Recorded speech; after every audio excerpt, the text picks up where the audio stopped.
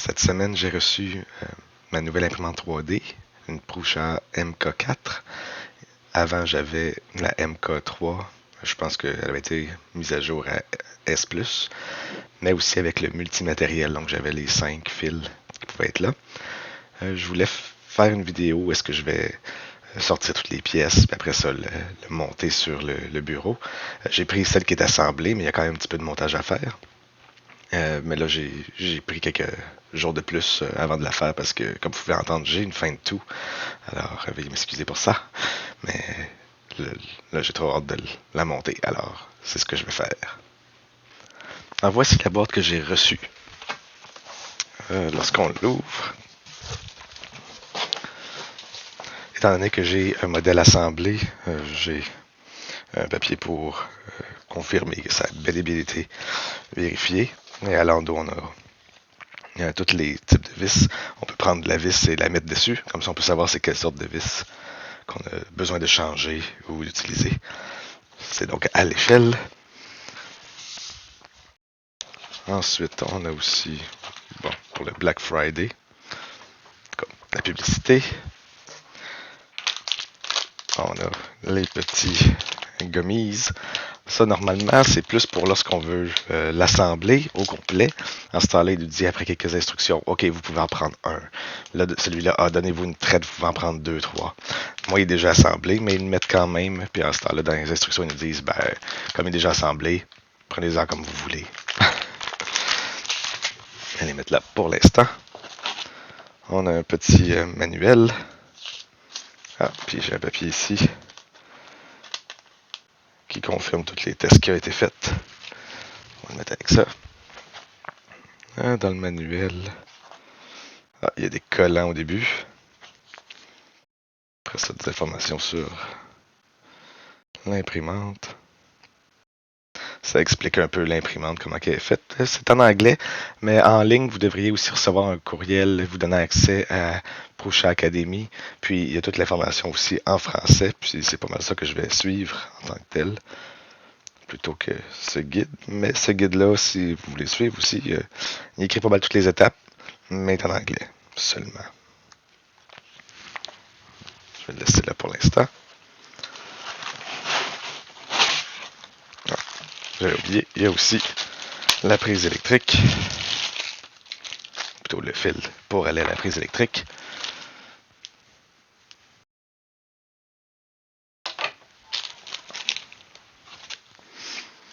Ensuite, un peu de padding. Ok, ça c'est séparé sur le côté. Donc là, on peut voir la machine en tant que telle qui commence à être visible. Et je devrais pouvoir la sortir. La façon que c'est fait, il faut toujours le prendre par le cadre. C'est la partie la plus robuste. Je peux ensuite enlever ça.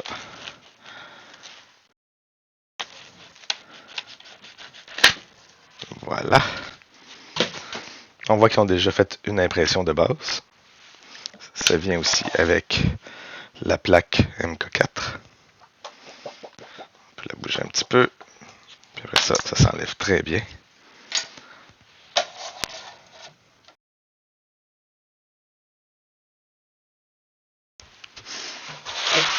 Et pour terminer, ce qu'il y a dans la boîte, on a ici une boîte de filaments grise. Comme ça permet justement de, même si on n'a pas acheté encore du filament, dans mon cas, j'en ai tout plein parce que j'ai déjà utilisé une autre imprimante avant. Mais si on n'en a pas, ça c'était le fun justement la première fois d'en avoir un peu pour pouvoir imprimer des trucs de test.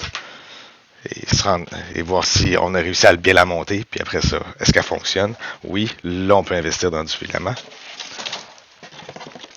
Et le dernier truc, ça va être quelques accessoires, comme par exemple ici, on va mettre le porte-rouleau, et puis ça, il faut le monter. Donc ça, je vais le montrer tantôt comment on le monte.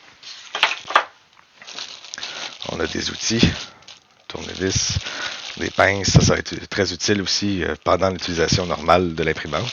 C'est avec ça qu'on coupe les bouts de fil.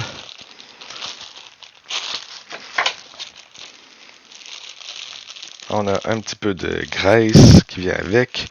On a aussi un petit tissu déjà mouillé d'alcool pour pouvoir nettoyer le premier coup. Moi, j'en ai déjà plein d'alcool. On prend de l'alcool au moins 90 ou 95%, faut vérifier. Mais ça, la 70 n'est pas assez forte. Ça se trouve tout simplement à la pharmacie, il n'y a pas de problème. Faut juste vérifier qu'on prend assez fort. Pour le guide de filament.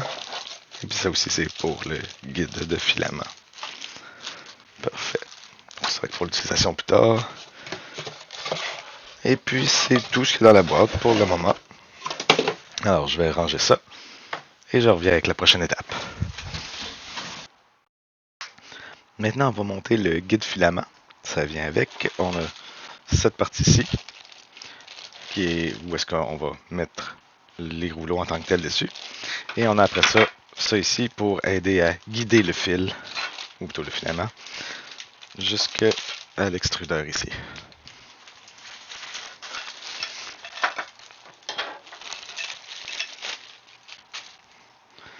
Dans son sortie, je suis les instructions ici. Donc là, il nous dit de chaque bord, est-ce qu'il y a un côté en particulier? On a l'air d'être fait pareil.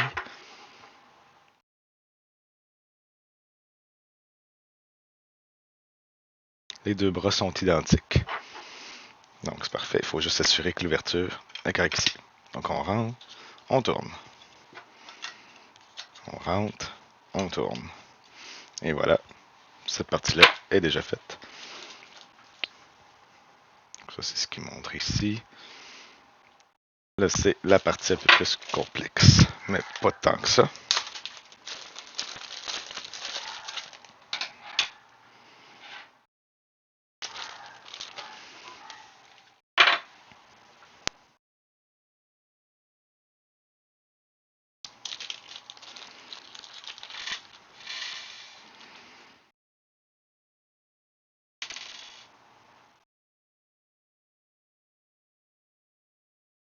On a une grosse vis, c'est celle-là ici.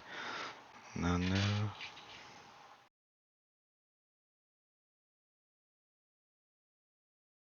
Bon, il y en a juste... Ils sont trois pareils, mais ça dit qu'il y en a juste deux ici. Peut-être ça va être pour une prochaine instruction. Et après ça, on a trois écrous. Bon, j'en ai un de plus. Bon, peut-être que c'est juste du surplus.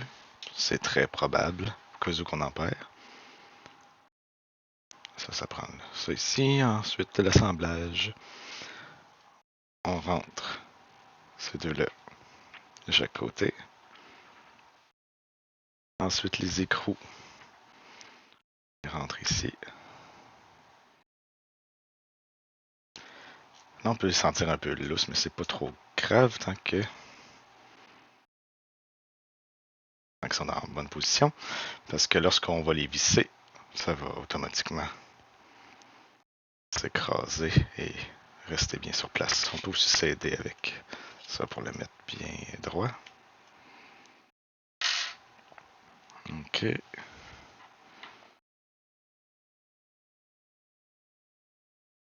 Donc j'ai mis ces deux-là.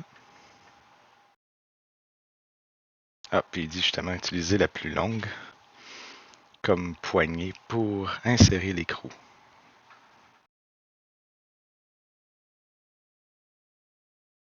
Alors comme on peut voir ici, il est d'un côté.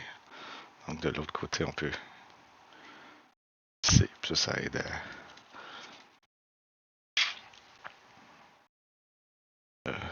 à bien le rentrer solidement. Hop, je tombe dans le vide.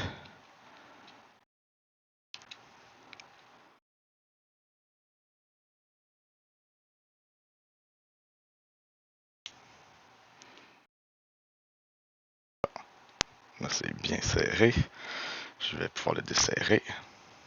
Et ça devrait laisser l'écrou en place. Là, on voit, même si je le brasse un petit peu, ça bouge pas. Je vais faire pareil pour l'autre. Comme ça va être beaucoup plus stable. Surtout que celui-là, il y avait de la misère. Tu vois, il est déjà sorti.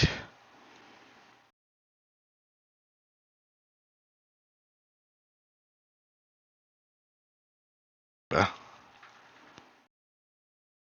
Alors, je le tiens avec mon ongle pendant que je le visse. Puis là, c'est correct, je peux visser comme il faut. Ok, là, ça bloque, alors je dévisse.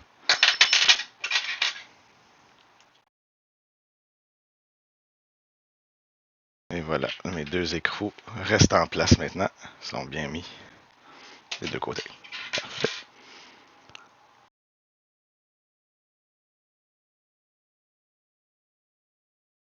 Bon, là, il dit de mettre les deux vis M310.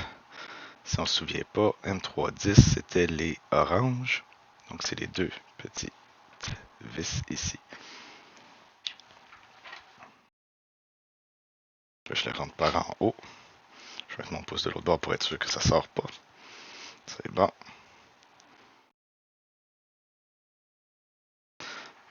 Donc, ça, le but, c'est de le serrer un petit peu pour que ça serre le tube et que le tube ne bouge plus. Ok, on fait l'autre. Je mets mon pouce pour pas que ça sorte. On serre un peu.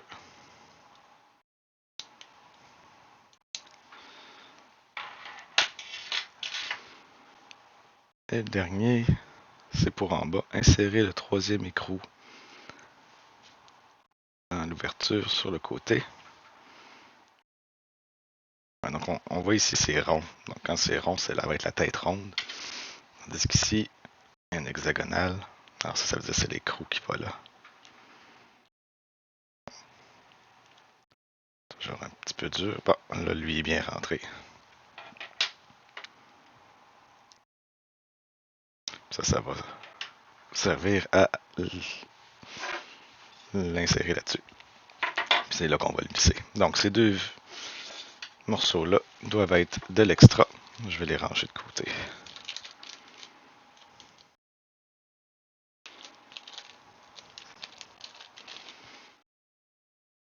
Ok, donc là maintenant ça va nous prendre l'imprimante. Je vais la rapprocher.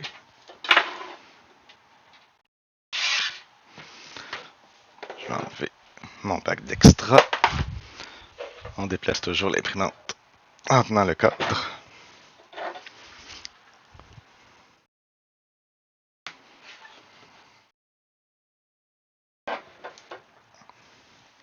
Voilà. Je vais réajuster la caméra un petit peu. C'est bon. Alors on le met au milieu du cadre. Ah, ok, j'essaye par le bas, ça ne marche pas. On va essayer par le haut. Et voilà, ça clip tout seul.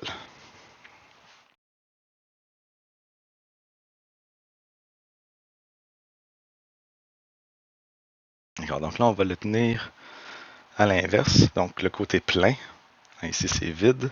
Le côté vide va être vers le haut. Le côté plein vers le bas. Après ça, on le met entre les deux ici. Et sûrement qu'il va nous dire après ça de visser le tout. D'accord. Donc si je regarde justement ici, j'ai l'écrou. Alors on visse de l'autre côté. Je mets mon doigt sur l'écrou pour être sûr que ça ne sort pas par accident.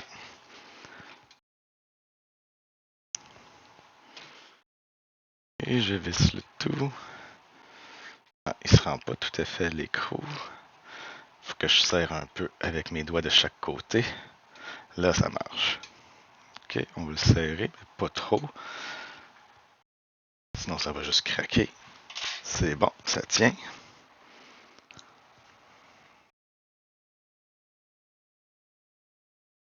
Et ça, c'est fini. Alors maintenant, on peut mettre du filament. Là, je vais pas prendre celui qu'ils m'ont donné, parce que celui qu'ils m'ont donné, c'est du noir. Je vais le garder pour plus tard. Alors, je vais mettre... je vais prendre du argent que j'ai déjà. Alors, je le mets dessus. Ah, oui. J'ai l'habitude de le mettre de ce sens-là, mais là, on va le mettre que le filament arrive par le dessus. Comme ça, on le rentre dans le guide. Puis voilà. Puis pour le ranger, il disait, on peut tout simplement le mettre comme ça, justement, dans le petit trou qui est ici. Mais sinon, vous pouvez aussi le rentrer dans les trous sur le bord des bobines à filament. C'est pas mal comme ça que je faisais toujours. Mais là, étant donné que c'est disponible. Ah, bon, il est parti. Alors, ça, l'important, c'est qu'il ne faut pas le laisser lousse, sinon ça pourrait faire un nœud s'il se coince. Donc, je vais juste le laisser comme ça pour être sûr qu'il ne sort pas. Alors, ça, c'est prêt. D'après moi, on va pouvoir commencer à le démarrer une première fois.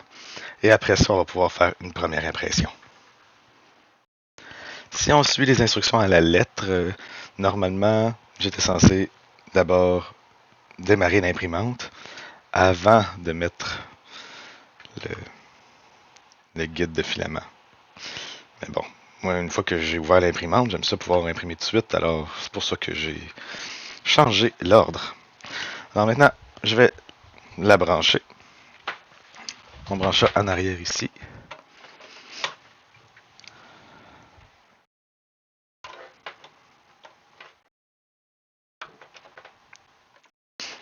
Et ensuite,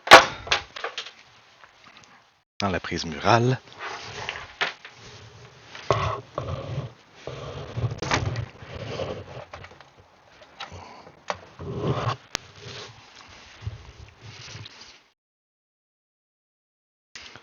Là, il y a une petite switch en arrière. On l'allume. Et puis voilà, on voit que c'est en train de s'allumer. Là, dans toutes les affaires que j'ai reçues, il était censé avoir une clé USB. Et puis, je pense qu'elle est ici, en dessous. Ouais, c'est ça. Je vais vérifier qu'il n'y a pas d'autre chose en dessous, sinon ça va être une mauvaise surprise. Ok, il y a bel et bien rien d'autre. Parfait. Alors maintenant, je vais zoomer un peu plus sur l'écran. Parfait. Alors, je vais choisir la langue. On utilise tout le temps, c'est ici pour tourner, gauche ou droite. Ensuite, pour sélectionner, je suppose qu'on pèse. Oui, on fait juste appuyer sur le rond. Bonjour, je suis votre imprimante originale Prusa MK4. J'aimerais vous guider tout au long du processus d'installation. Je me demande si on peut peser dessus. Non. Donc, ce qui est sélectionné, c'est ce qui est en orange. Alors, continuer. Le self-test va maintenant commencer à vérifier les problèmes potentiels liés à l'assemblage. Normalement, il n'est pas censé en avoir puisque c'est pas moi qui l'ai assemblé. Mais on va le laisser vérifier pareil. Donc là, il teste les ventilateurs, les faire tourner. Ouais, je sens du vent ici. Puis on l'entend. Je ne sais pas si vous l'entendez dans le micro. Moi, je l'entends. Test du ventilateur en cours, c'est bon. Test du capteur de force. Vous aurez besoin de votre... Nous aurons besoin de votre aide pour ce test. Il vous sera demandé d'appuyer sur la buse. Elle sera froide. C'est rassurant. C'est vrai que là, il faut que je dézoome un peu pour pouvoir montrer ça. Alors, on va y aller, continuer. Appuyez sur la buse au bip. Le test du capteur de force a réussi. Ah, je l'ai du premier coup. Parfait. Veuillez patienter. Calibration de l'axe Z. L'axe des Z, c'est la hauteur. Le X, c'est gauche-droite, puis le Y, c'est en profondeur. Pendant le test, le plateau chauffant et l'extrudeur se déplaceront complètement. L'imprimante peut vibrer pendant l'initialisation. Oui, c'est pour ça que c'est important aussi de mettre tout le temps l'imprimante sur une surface très solide, parce que sinon, si c'est une table qui vibre, ça sera pas vraiment agréable et ça pourrait causer des problèmes lorsque ça imprime sur la précision.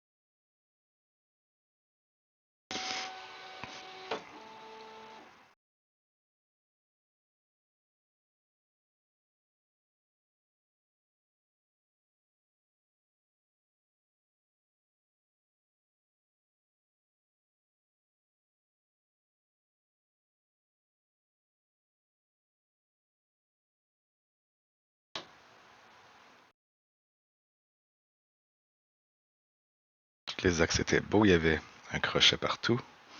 Dans test chauffage de buse, en préparation, test chauffage, statut de la barrière thermique, test chauffage du plateau, en préparation, test chauffage. Donc là, c'est en train de chauffer en haut et en bas, c'est mieux de ne pas toucher. D'ailleurs, en bas, on peut voir la lumière rouge qui s'allume lorsque ça commence à chauffer. Et normalement, dans l'écran, ça montre la température courante versus celle qui est désirée, autant pour le plateau que pour la buse. Mais là, présentement, pour le test, ah, ok, oui, c'est écrit en dessous, ouais. 146 degrés. Il veut se rendre à 290 degrés Celsius pour la buse. Et il veut se rendre à 110 degrés pour le plateau. Présentement, il était rendu à 50.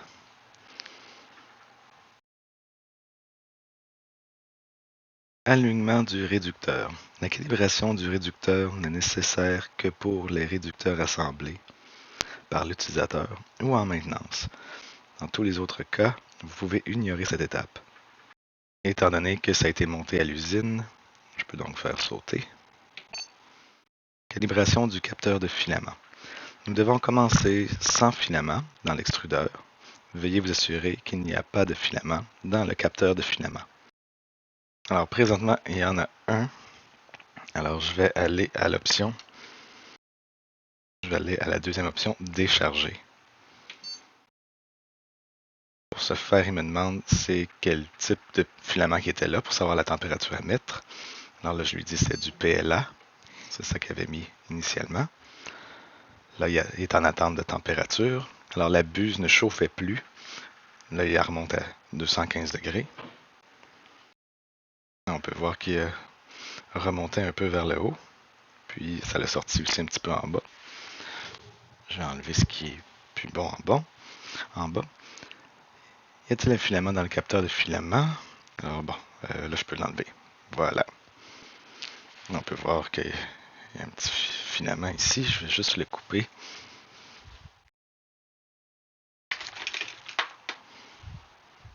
Avec les pinces ici. Alors on a ici pour couper. On y va à angle tout le temps.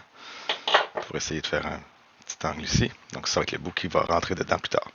Y a-t-il un filament dans le capteur? Non. Donc là, il vérifie. Insérez le filament dans l'extrudeur jusqu'à ce que le capteur détecte le filament.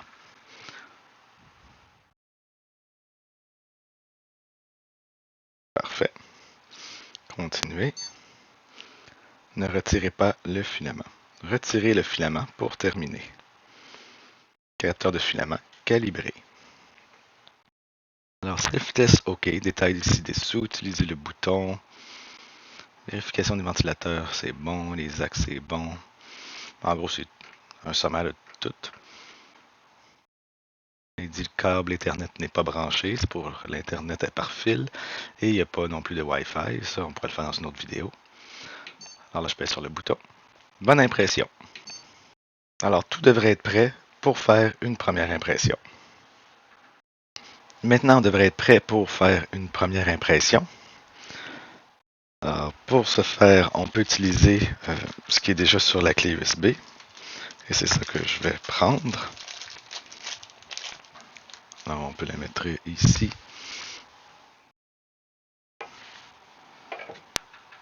Voilà. Puis là, on voit que ça disait pas USB. Puis maintenant, ça dit impression. Puis là, je vais tout préparer pour pouvoir imprimer. Premièrement, il y a la plaque. Si on y touche, ça met du gras. Alors ça, il faut le nettoyer.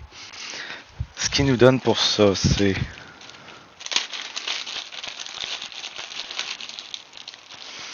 juste ici, dans le sac de l'alcool.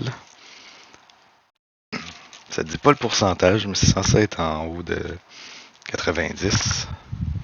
Je vais aller voir ce que j'ai d'habitude. Alors voici ce que je prends d'habitude à la pharmacie. L'alcool isopropylique, 99%. Donc ça, vérifiez tout le temps que ce ne soit pas du 70, c'est pas assez. On prend du 99. Donc là, moi, je prends ces bouteilles-là, puis je les mets dans un spray, comme ça. Ça me permet de faire juste choup, choup, choup.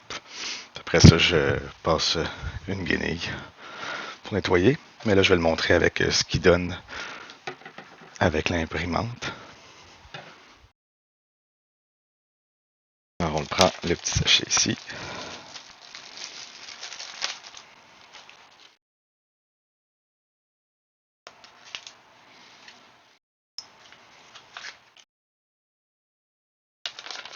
Oh, il y en a beaucoup, ça dégoûte un peu. Alors, ce qu'il suggère de faire, c'est de faire de haut en bas et non de faire des cercles, comme ça, si jamais il y a de la graisse, mais ça risque de moins l'étendre.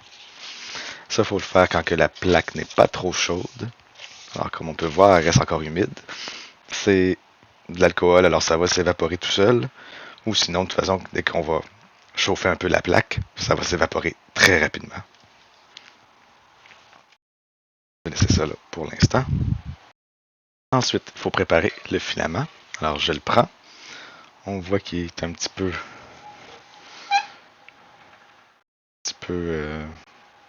pas très propre. Là. Il y a un petit fil qui dépasse. Alors, on va le couper. Comme d'habitude, c'est avec cette partie-ci. On le fait à angle pour que ça fasse un angle de 45 degrés à peu près. Ça aide à plus facilement rentrer.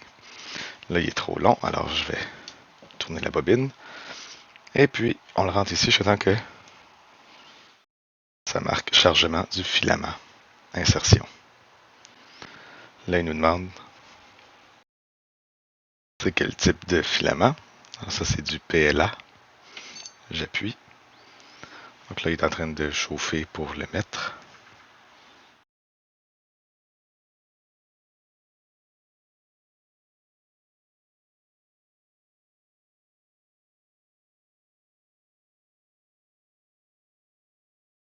Quand il est prêt, on le voit qu'il... Quand il est prêt, on voit qu'il sort du filament. Puis là, il demande est-ce que la couleur est correcte. Donc, on peut dire oui. Purger plus, ça veut dire d'en sortir un peu plus. Ça, c'est bon qu'on fait des changements de couleur. Comme c'était gris, puis ça tombe à gris, ben, c'est sûr que c'est pas mal correct. Alors, oui. Et puis, voilà. Donc, ça, c'est plus bon. Et maintenant, pour partir l'impression. Je retourne à l'écran. Alors, on va dans le premier impression. Si je bouge, la sélection blanche bouge. Alors, je choisis impression. Puis là, il y en a plusieurs qui existent.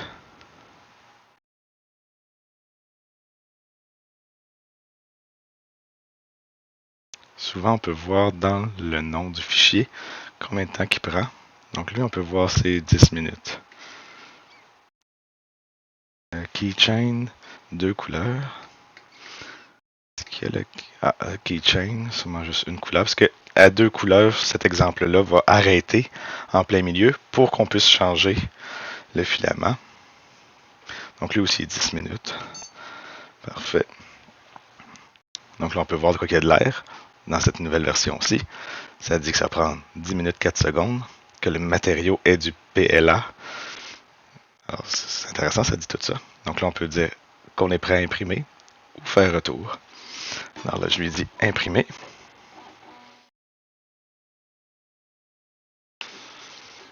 Puis là, ce qui est bien avec cette imprimante-là, comparé à l'ancienne version, c'est qu'on n'a pas besoin de faire la première couche, the first layer. Ça, il fallait toujours la calibrer, puis ça peut changer selon la plaque qu'on utilise, selon le type de filament qu'on utilise. Alors, c'était vraiment très pénible. Là, au moins, lui, il va gérer ça tout seul.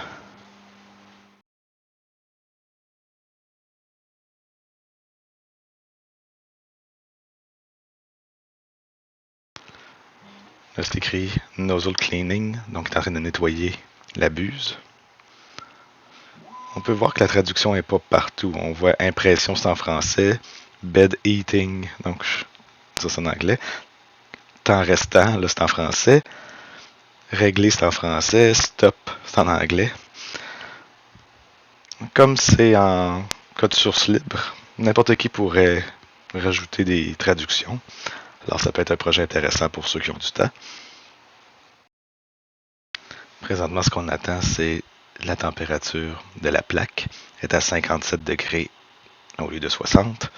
On a 58. On est en train de stabiliser. Et ça va commencer.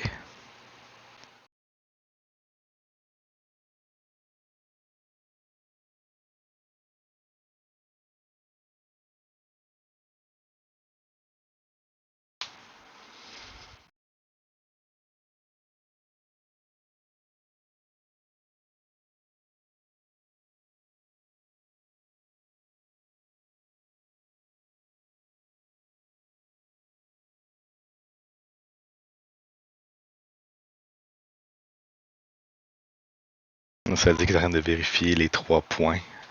Les 9 points. Il était rendu au point 2. Là, il continue à monter la température pour aller à 230. Là, c'est la température de la buse. Si je compare avec le temps de démarrage de l'ancienne, la MK3 était plus rapide à démarrer. Mais par contre, ça, il y a plus de choses à configurer soi-même. Alors, pour des grosses impressions, c'est bien mieux de laisser prendre son temps au début, puis de faire ça bien parfait. Puis après ça, ça va aller...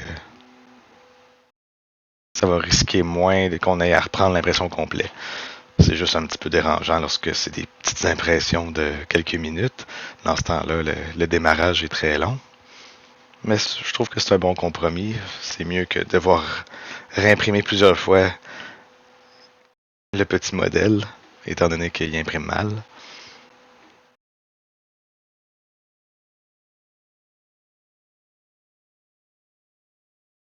C'est intéressant, dans l'écran, on peut voir le résultat final. Puis on peut voir la progression.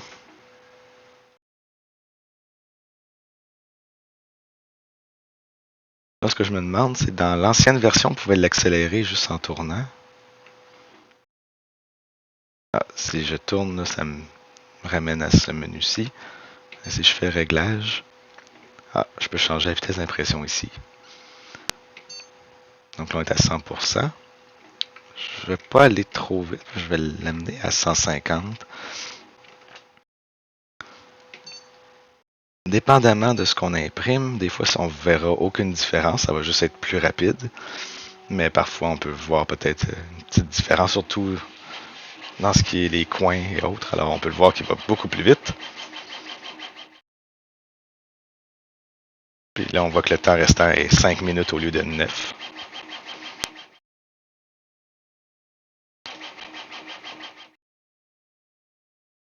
Alors, je vais le laisser finir, puis après ça, on va continuer la vidéo. Là, il a bientôt terminé. On peut voir celui que eux ont imprimé ici. Là, pour le comparer à celui que je suis en train d'imprimer.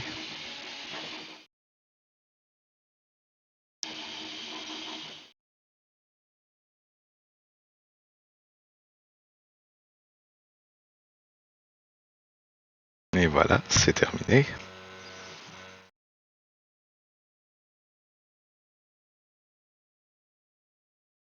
Et c'est tout.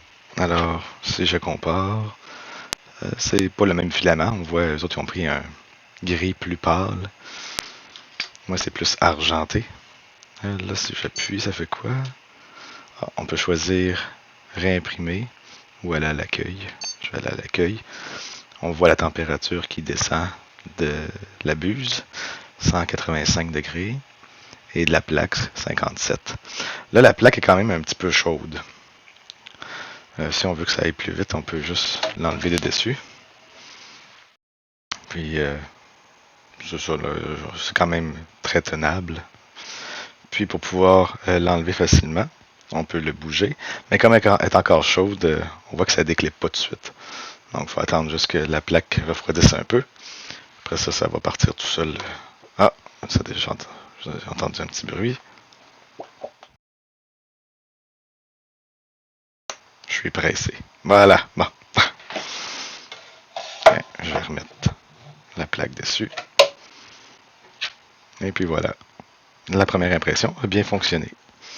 Alors là, je vais pouvoir imprimer des vraies choses.